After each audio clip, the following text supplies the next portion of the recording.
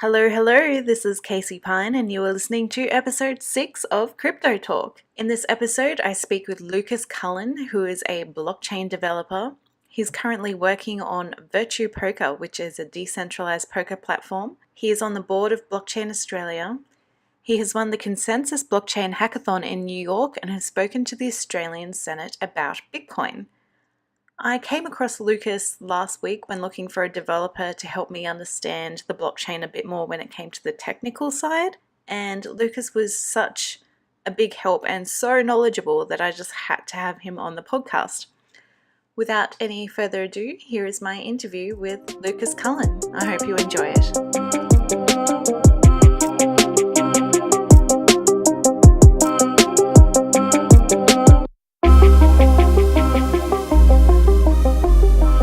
Hi Lucas, how are you? I'm good, thanks, Casey.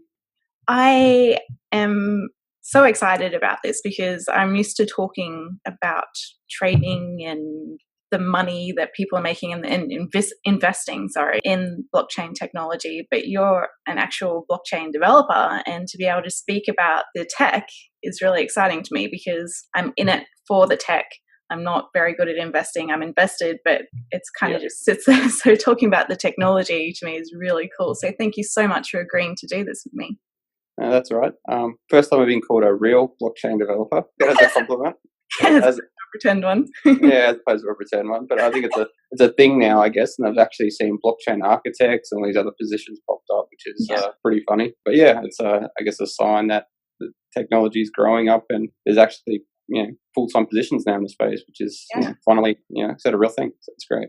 Exactly. It's funny because I had a look on Career One and Seek and just typed in blockchain technology and Bitcoin and things like that, and there are quite a few developer positions going, which is good to see. Yeah, really interesting. So, Lucas, how did you get into cryptocurrency and blockchain technology? There's a couple of different versions of the story, but seeing how this one's recorded, I'll give you one line. Yeah, so I guess I've always had interest in systems and breaking systems around the cryptography. When DVDs first came out, it was always like, why can't we copy these things? And then, even the PlayStation games, what's the copy protection mechanisms on them? If it's just digital information, and why can't we copy DVDs? And when DVD John came out and made that patch with the root key, then it seemed to make it possible. So I had a following since I guess the mid-90s. Saw other technologies evolve, becoming secure digital systems such as tokenized value on transit cards. We used to have paper tickets, and we saw firsthand that roll out into Oyster cards, or up in Brisbane called the Go cards, etc. So chip and pin technologies again, so securing these digital assets. But as always, came back to the double spend problem. And so I actually read Bruce Schneider's book in probably about 2006, probably a bit later, 2008. I was doing some work for the universities, making systems secure, so getting an understanding of the cryptography. And like I said, always come back to the double spend problem. And Bruce Schneider articulates that well in his book. And then, when Bitcoin came out in 2011, I was working at one of the banks in software engineering, doing a Bachelor of Mathematics, had a background in the system, so I was kind of piqued my interest, or how have they solved the double spend problem. Once I realized that it seemed to be solved, in quotes, then really piqued my interest and followed it ever since then. Okay, that's really cool. So did you start investing at all, like straight away, or? Well, there's a couple of different things. So we looked at I was looking at the technology, and always had a bit of a, I guess, entrepreneurial background. And I noticed that this was back in the day, there was a lot of talk about it was very hard to buy in Australia on all the threads. But there was actually a website that used to do over-the-counter deposits. So I used to go from one of the banks each lunchtime across to the other banks, or not each lunchtime, once a week, and we got paid, and just do the over-counter transaction. And it was like this was back when it was $5 buying each week. And back to the entrepreneur thread, I saw that on eBay they were selling at $6, and I could buy $5. So there's a 20% markup right there. So I did the spreadsheet, working out all the fees, etc. And there's definitely a profit there. And being it's a digital good, there's no real effort, so to speak, to make money. You just have to watch eBay auctions, and if you got a desk job, then it's pretty easy to do. So I called up a friend and said, should we buy 10 of these things? And he came back, we'll go, fuck it, buy 100. We did that. And then the first auction we listed is when back in 2012, early 2012, it just started going crazy. The price started going $10, $20. And we thought, oh, well, we've made, 4x our money just on these 100 coins. And then eBay sent me an email, said, you can't actually sell digital goods.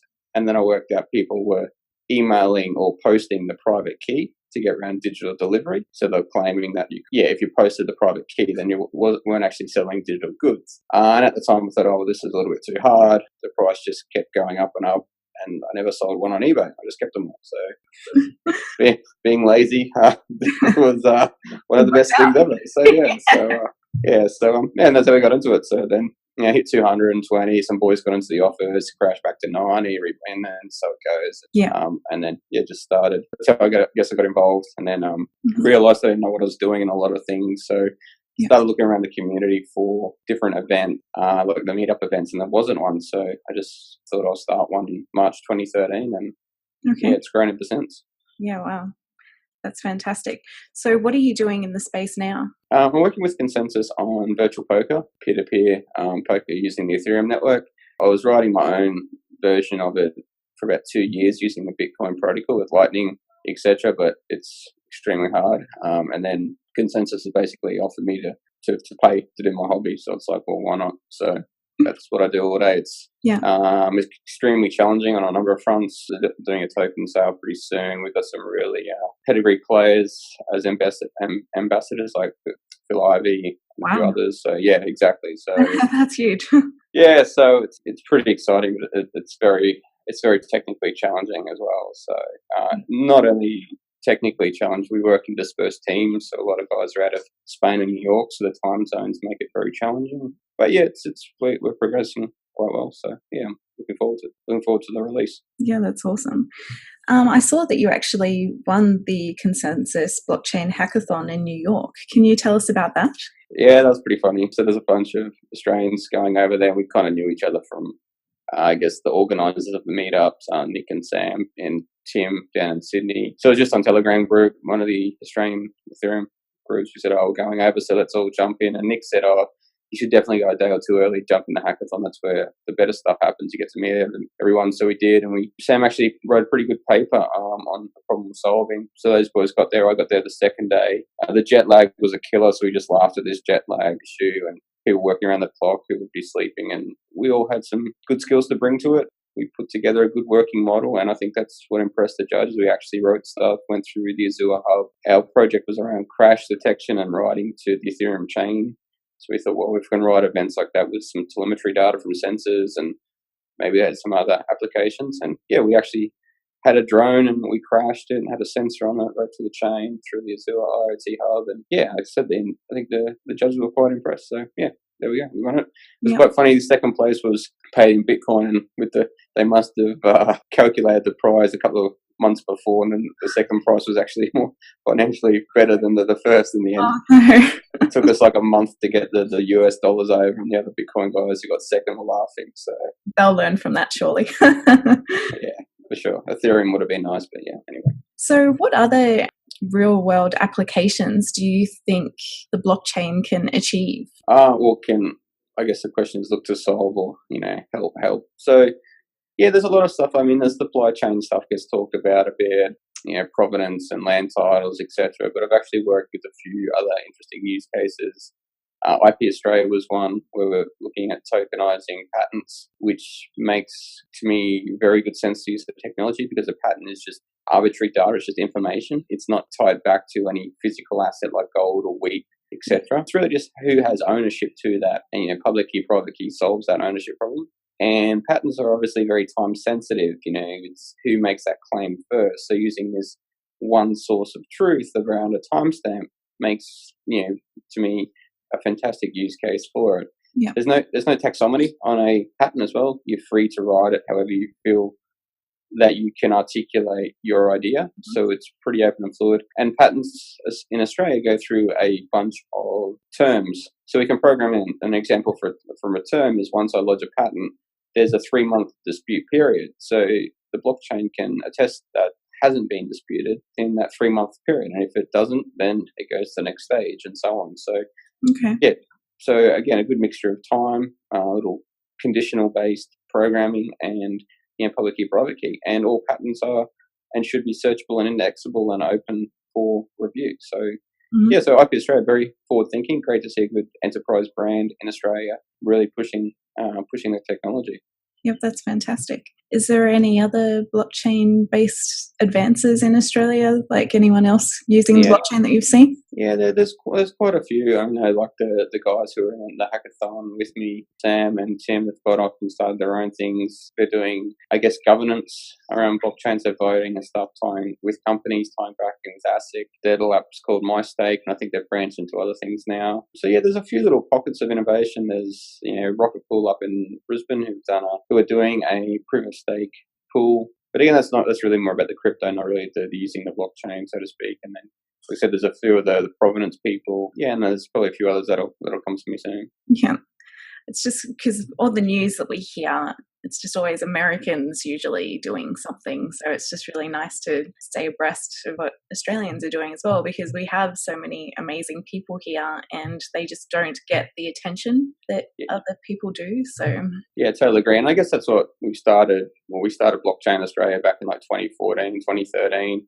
And that's kind of what we're trying to do is, promote everyone in Australia doing cool stuff. And even now, like I said, we've got a jobs board and socialising positions on that, and your podcast, etc. So try and be a bit of an Australian focus, because there's a lot of good talent, a lot of good projects here, and we should be encouraging that. So you're on the board of Blockchain Australia. Can you tell us about that? Yeah, well, it's a member organisation, not for profit. It's all on volunteers' time. Like I said, I guess the biggest thing we're trying to do there is just to make sure everyone in Australia is abreast of all the things happening. We get, even recently this morning, the ATO have been reaching out to us saying, can we give information to your members on, tax implications and scams, etc. So now, we're seeing government starting to recognise that organisation and use us to push out good information to the community members. So yeah, it's trying to do education to the meetups are all tied back into that, hopefully, and use the members' funds to broadcast meetups, etc., and really share that content that the members create. I'll put a link to the page below so people can join or have a look. With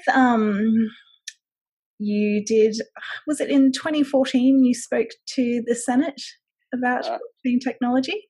Yes, the old 2014 Senate inquiry with Dastiari and Canavan. So yeah, it's a bit of an experience. Do you want to explain about that experience? Yeah, so that opportunity came through Ron Tucker from ADCA ADCA. So they're another organisation, fair to say, to target at more enterprise and government relationships. So yeah, they'd been knocking on Parliament's door about this technology. It's more Bitcoin focused back then, obviously, and we got invited to speak about it to the senators and answer questions around tax and other implications.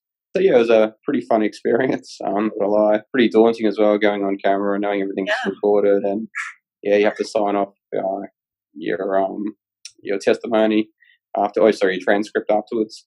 Yeah, but yeah, it was great to see, and I remember thinking back then how late that was in the time of Bitcoin, like 2014. Now Parliament House has finally woken up, and now we are 2018, and this is where it feels like it should have been. So it was a fantastic experience. Well, I was actually surprised that it was so long ago. I didn't realise that the government was actually really looking into it so much back then, not in that way anyway. So I was really happy to see that. It was very cool, very interesting. I saw that you made a really interesting point that I wanted to ask you about. From the Senate inquiry, this is going to jog my memory. I've never gone back and watched my own recording. Well, it was really cool, and I learned a lot. I ended up watching most of it, not just yours, but a couple of the other guys. It was really informative. So you said in there about a proof of solvency. Can you explain to people what a proof of solvency is? Yeah, well, it extends not only to exchanges, to any business applications, like anyone who's ever done any invoicing, post-paid jobs, which I do a lot of, doing freelance contracting. You always got the question, well, is the client going to pay? And how do you know they got the money to pay? So, even with Bitcoin and multi-signature wallets, you could start to lock up those funds in escrow, so to speak, until the work's completed, and then self-adjudicate if there's any discrepancies over the invoice. The thinking there with proof of solvency was to extend a little bit further, that you could see that an exchange actually had the amount of funds that they claim they did, and they weren't just running a fractional exchange. Yeah. Again, we were thinking that these little bits of technology or little applications of the technology would become a bit more paramount in those exchanges, but it hasn't seemed to come that way, which is a bit of a surprise. So even things like online gambling, you can do cryptographic proofs to say that the event has been done fairly. For an example, a lottery ticket, you can show that lottery has been drawn fairly, instead of relying on that centralized company to say, we've done a random generator or stuff. So it's a bit unfortunate that we haven't seen more of that come into exchanges, and I guess it's really that if the consumers don't care, then there's no incentive for these exchanges to start to promote these technologies. So I think we should be, as consumers, be raising that with the exchanges, or promoting those technologies. Yeah. I guess it's not just that consumers don't care. I think it's just the lack of education in the space, because I didn't know about that, and I certainly had never thought about that with an exchange before until I saw you speaking about it at the Senate inquiry. And I was surprised, and really I thought it was an amazing idea, and it came up because of Mt. Gox and the explanation that you gave with them saying that they had 2 Bitcoin, whereas they only had 1. And it made me laugh that the senator said, well, if everybody tried to go and withdraw all of their money from the Commonwealth Bank today, they wouldn't be able to give you the money. And he said, well, that's for another inquiry. So it made me laugh. I was bringing back memories. That's right. Yeah. So, but it's that's a good point. So, I guess I've been a bit too deep in the technology and being on the crypto side, that not only like the crypto and coins, but actual cryptography. So you kind of forget that perhaps these ideas aren't popular as we all think, who live in this bubble. So, but it's about education, and it's a hard topic, and not it'd be naive to think everyone can understand it, and everyone has their own role to play in a lot of different parts of society. So, but I guess like it says, around education and trying to promote these technologies or ideas. Exactly. So just like getting them out there, especially big ideas like that, and just telling people this exists. We could demand this of this exchange, just to know that our money is safe with you, or like we're doing the right thing with investing our money in your exchange as opposed to another exchange. Is there any exchanges that you know of that have the proof of solvency? Good segue, because I was just about to bring that up. So Cointree don't have proof of solvency, so to speak. I guess there is a bit of a concern that there's some perhaps information that could be garnished by competitors if you're doing fully transparent. But I do promote Cointree, because if you do create a Cointree account, they do show your Bitcoin address or your public key, and you can peer review that on a independent third party like Blockchain Info or Block Explorer. You can see that your balance that Cointree say they have is actually a legitimate balance. I'm not sure if anyone else is doing that. I know Independent Reserve have a very transparent, open order book, but I know they do a lot of cold storage as well, so they might not be able to show that a one-for-one balance as well. So I guess there are trade-offs in doing that as well. Like I said, having funds in cold storage would mean you wouldn't ever have that balance one-for-one showing on your account, because they keep a reserve that's in a very secure position. Yeah. So, but like I said, I try and promote Cointree because you can assert that the balance in your account is a legit Bitcoin balance. Which is just so important at the moment, because you do see exchanges coming and going, and with everything that's happening at the moment, we really are having that kind of shakeout where people are getting a little bit more savvy and saying, well, we need this, we know that this exists, so can you put that in place so we know that you're legitimate, as opposed to just going, oh, there's an exchange that someone told me. Well, I guess there's also a technical limitation or tech challenge as well. If you're doing an exchange where doing a lot of trading, I think Cointree would be fair to say they kind of buy like a kind of a retail, more like a retail shop where you buy and then withdraw. But other exchanges like Independent Reserve, you might buy and sell and trade on the platform. So obviously one or the second incurs a lot of fees. So if you do have a full transparent, or do have a Bitcoin address associated with the account, then you also have to pay transaction fees. And if they're $10, $20 and it doesn't make sense for a high volume exchange like Independent Reserves, but then like I said, a technology like proof of solvency could help that. So again, there's lots of different challenges, and there's no one silver bullet in this space, but it's trying to get as much transparency as we can. Yeah, and it's definitely evolving, which is a Yeah. great thing. Are you feeling that it is evolving at a nice pace? Do you think enough people are coming on board and understanding the technology and its importance, or do you think we're going a bit slow? No, it's definitely going very crazy speeds. Like I get people asking me, "Have you heard about this technology?" And yeah, all these other ones, Hcash and Kenya and whatever. I can't keep abreast of them all anymore. I'm pretty Bitcoin and Ethereum focused and trying to be deep in that, not broad across everyone. I mean, I could read the white paper and kind of get what they're getting at, but there's just so many now, which is great. Unfortunately, I think a lot of will die out. They just won't. They run out of steam. They'll collapse. We saw it before with web and different protocols, and HTTP is just kind of one. Like you do everything over HTTP now, you even do video over HTTP. So I think unfortunately, a lot of these will die out or merge into other things. But it's hard. You've got to kind of back a winner, which is very hard. So you just got to be across when you're making a big technical decision on what chain to use. You just really have to have a plan B or C strategy. Even today, like I've got to get my funds out of Coin Prism. Color Coin was a technology that was championed to do digital assets. The transaction fees and the complexity of it just doesn't make it possible. So now all those color coin exchanges have just and technologies are just dying off. So if you had a bet on color coin, which I did in 2015, then now I've got to change your whole stack, which is frustrating, especially if you're an investor. So yeah. With the Ethereum network, so you're a fan of that network? I think it's got its challenges, but it does what it does. There's a lot of challenges to it, but I guess it's one of the most popular and probably the biggest community, and like a brand like Consensus who are investing in developing the technology as well, not just building apps on top of it. So it's to me a good front runner at the moment. Do you think that's a stayer? Yeah, for sure. I mean, when we say stayer, probably 2 years is what we're predicting here. But there's a lot of big enterprise behind it. There's a lot of community, so it's not going anywhere soon. And there's a lot of effort, both from resources, like from money, and from developers going into it to solve some of those technology challenges. So it's got a pretty big runway and a big community, a lot of good engineers on it. Yeah, okay, awesome. What else did I want to ask you? There's just so many things.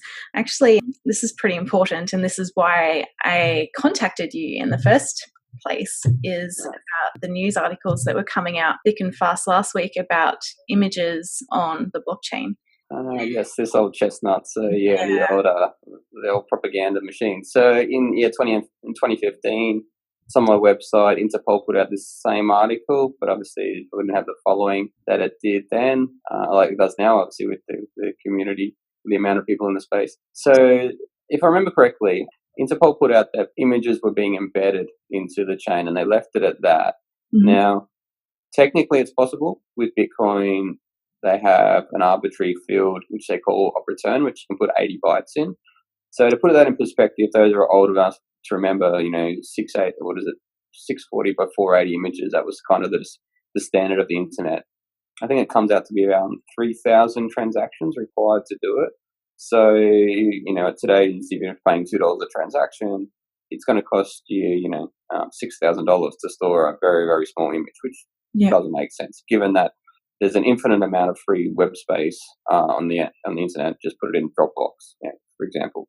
So it just doesn't make sense. Also, to create links, then I think the second article, which is what we're talking about, the one that's come out recently, talked about linking in that, but you really have to read through the paper because the mainstream media were reporting that they're embedded, which is not really economically feasible to do so. So I challenge where it is, challenge whether it would be done that way. So they said they had links to Tor addresses, etc., which is, again, a silly way to do it because, as we know, web pages change and go offline. So why would you link to something in an immutable ledger to a website that can just go offline? Like you want more of a dynamic link. So it doesn't really make sense. And one thing I always like to see on these papers is, well, can we just see the transaction hashes that have this data in there, and then we can all review it for ourselves. But that even in the original paper, the primary source, those transactions were never shown.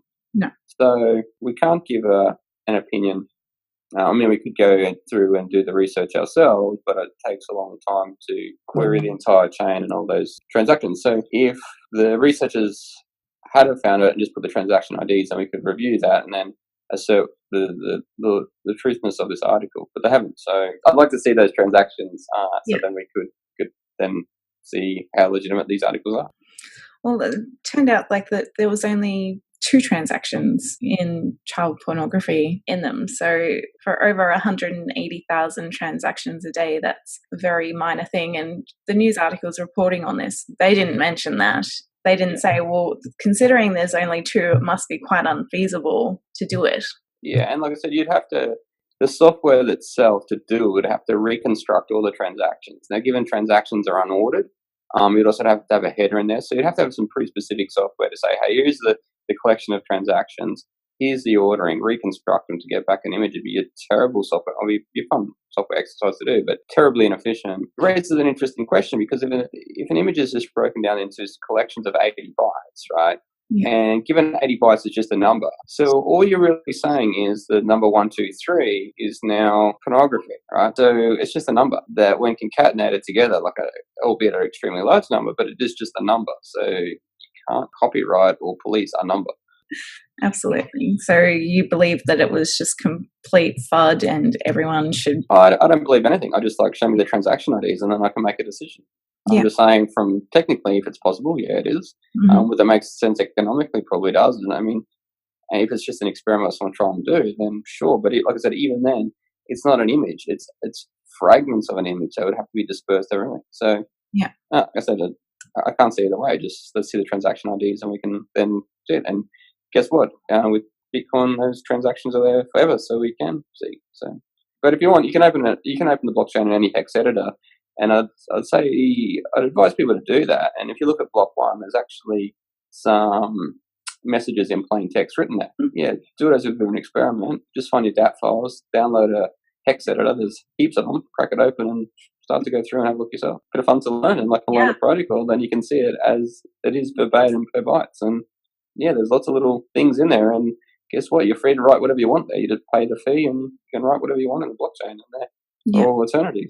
So with the blockchain and understanding the technology behind it, do you think that more people should really pay more attention to the revolutionary technology that is coming from Bitcoin? Because you just have all these people investing, like we saw over Christmas, just the FOMO buying and panic selling. Do you think that if people understood the technology more and where it's going, they would be less likely to do such silly investing things?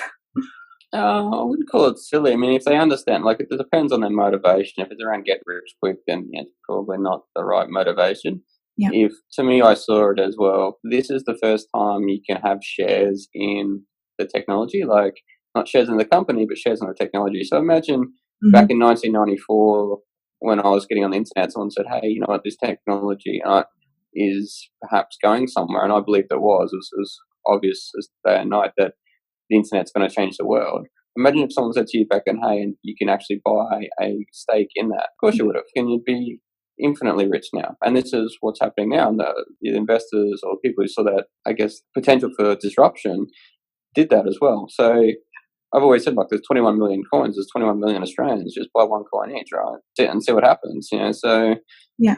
But, like I said, it's also a bit of a punt. But I believe, the Bitcoin stuff will be a backbone in a lot of applications, or the blockchain or Ethereum will be the backbone of a lot of applications. But, it'd be naive to think, or not reasonable to think, that everyone will understand the technology. It's like saying, well, you need to know TCP/IP and the 7 layers of that to understand, to be on the internet. Well, you don't. You just got layers of abstraction. That's what we're getting to now. We're going to have apps on top. People don't care what runs as long as how it runs, as long as it does run. Yeah. But those who want to, have a share or a say in that future, we now have that ability through improvement protocols or buying, investing in it, etc. So we can really shape the future. Yeah. In this technology. Yeah, fantastic. With developing in this new space, are you worried about regulation at all? Not at all. It's the silliest saying. Let's regulate email. It's just a protocol. Yeah. It's just a protocol. So there's 2 things here. I mean, developing, so it's just software. There's heaps of libraries and tools out there. It doesn't matter. It's just digital certificates, which have been around since the 70s.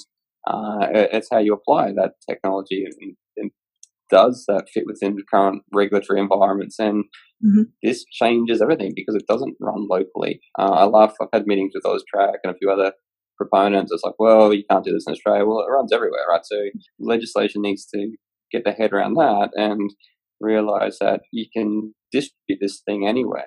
So, you're in a worldwide global computer, and what ramifications, implications that has, I don't know, and I don't really care. I just write the software, right? So for the legislators to work that out. So they'll do knee-jerk reactions like banning things and shutting down and throwing Teddy out the pram until they realise they can't, and then they'll probably have the conversations. But that being said, the 2014 Senate inquiry looked at it from jobs and tax, which is what it is. So that was another thing from the Senate inquiry, is the jobs, them asking about what jobs it could create for Australians. There's definitely opportunities for Australians out there. Do you think if someone woke up tomorrow and decided that they love blockchain so much and they wanted to go and get a job in the industry somehow, and they're not a developer, do you think that there's opportunity for those people? I think we're seeing that more and more now. Like I said, there's architects, etc. But at the moment, we're about getting it scalable. Again, we shouldn't. If we look at the world through an engineer's lens, it's always going to be built, I guess, one way. We need other people from diverse backgrounds to throw in their ideas into the mix. But unfortunately, at the moment, there's still that barrier of entry. It's very technical and very engineering focused. So everyone's opinions should be heard, but it's very hard. We're getting the economists in and the policymakers and stuff too, which are adding conversation to the mix. But definitely say follow your dream. I mean, it's everything is, I guess, learnable. Just might take a little bit longer than other people, but go for it. Yeah, absolutely. And because we are currently relying so heavily on innovation in the space at the moment, that I agree with you. Definitely go for it and figure out how to do it, because there's just so much space. There's so many different pockets of it where it can be applied. It's crazy. So but like I said, we probably need everyone. It's just like the internet. We can't all be the engineers. We've got to have the content writers. We've got to have the people who make it look pretty. There's all different roles that play to make what we call blockchain or blockchainer things. So for sure. Okay, excellent. Well, thank you, Lucas, so much for your time. I really appreciate it. I'll even link to the Senate inquiry for those who would like to have a look, because there's quite a bits of gold in the inquiry for you and other people as well. And obviously I will link to Blockchain Australia if people would like to check out getting a membership. Cool. Thank you very much. It's been a pleasure. It's been fun as always. Yes, and hopefully further down the line I'll have another chat to you again. Excellent. Looking forward to it. Okay. Thanks, Lucas. Right. Bye. Thanks, I hope you enjoyed that episode with Lucas. I'm sorry about the audio quality with it. It's a little bit funny, as for some reason my microphone was playing up, so the sound quality wasn't quite as good as usual. I will have that fixed for the next podcast though, I assure you. Make sure you go and like the Crypto Talk page on Facebook. Join the group if you would like to come in and talk about crypto with me and all the other people in there. You can also follow me on Twitter and Instagram now. I'm there as well. I'll put the links to everything below, and I will see you in the next episode.